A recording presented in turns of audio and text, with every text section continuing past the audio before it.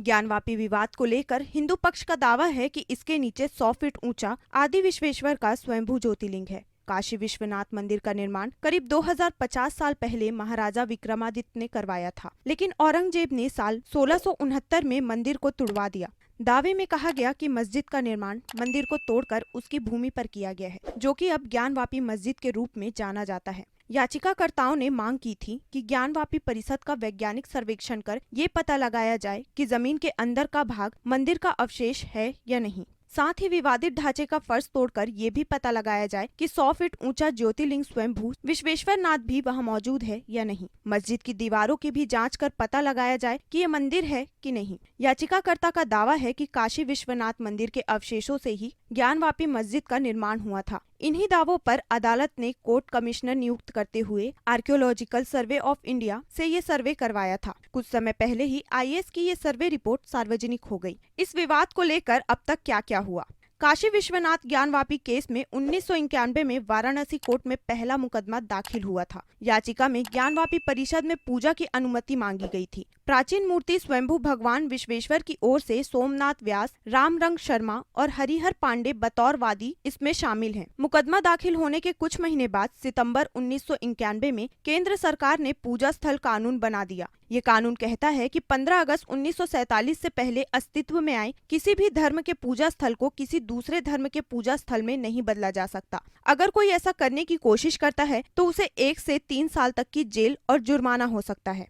अयोध्या का मामला उस वक्त कोर्ट में था, इसलिए इस कानून को अलग रखा गया था। लेकिन ज्ञानवापी मामले में इसी कानून का हवाला देकर मस्जिद कमेटी ने याचिका को हाईकोर्ट में चुनौती दी। 1993 में इलाहाबाद हाईकोर्ट ने स्टे लगाकर यथास्थिति कायम रखने का आदेश दिया था। 2018 में सुप्रीम कोर्ट ने आदेश दिया था कि किसी भी मामले में स्टे ऑर्डर की वैधता केवल 6 महीने की होगी, उसके बाद ऑर्डर प्रभावी नहीं रहेगा। इसी आदेश के बाद 2019 में वाराणसी कोर्ट में फिर से इस मामले में सुनवाई शुरू हुई। 2021 में वाराणसी की सिविल जज senior division fast track court से ज्ञानवापी मस्जिद के पुरातात्विक सर्वेक्षण की मंजूरी दे दी। आदेश में एक कमीशन नियुक्त किया गया और इस कमीशन को 6 और 7 मई 2022 को दोनों पक्षों की मौजूदगी में श्रृंगार गौरी की वीडियोग्राफी के आदेश दिए गए।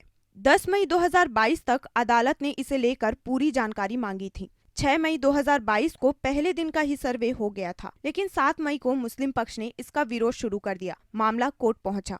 12 मई 2022 को मुस्लिम पक्ष की याचिका पर सुनवाई हुई। कोर्ट ने कमिश्नर को बदलने की मांग खारिज कर दी और 17 मई 2022 तक सर्वे का काम पूरा करवाकर रिपोर्ट पेश करने का आदेश दिया। कोर्ट ने कहा कि जहां ताले लगे हैं वहां ताला तुड़वा दीजिए। अगर कोई बाधा उत्पन्न करने की कोशिश करता है तो उस पर कानूनी कार्यवाही करिए, लेकिन सर्वे का काम हर हालत में पूरा होना चाहिए। 14 मई 2022 को सुप्रीम कोर्ट ने मुस्लिम पक्ष की याचिका पर तुरंत सुनवाई से इनकार कर दिया। याचिका में ज्ञानवापी मस्जिद में सर्वे पर रोक लगाने की मांग की गई थी। शीर्ष अदालत ने यथास्थिति बनाए रखने से इनकार करते हुए कहा था कि हम बिना कागजात देखे आदेश जारी नहीं कर सकते। अब मामले में 17 मई 2022 को सुनवाई होगी। 14 मई 2022 से ही ज्ञानवापी के सर्वे का काम दोबारा शुरू हुआ। सभी बंद कमरों से लेकर कुएं तक की जांच हुई। इस पूरे प्रक्रिया की वीडियो और फोटोग्राफी भी हुई। 16 मई 2022 को सर्वे का काम पूरा हुआ। हिंदू पक्ष ने दावा किया कि कुएं से बाबा मिल गए हैं। इसके अलावा हिंदू स्थल होने के कई साक्ष्य मिले। वहीं मुस्लिम पक्ष ने कहा कि सर्वे के दौरान कुछ नहीं मिला। हिंदू पक्ष ने इसके वैज्ञानिक सर्वे की मांग की।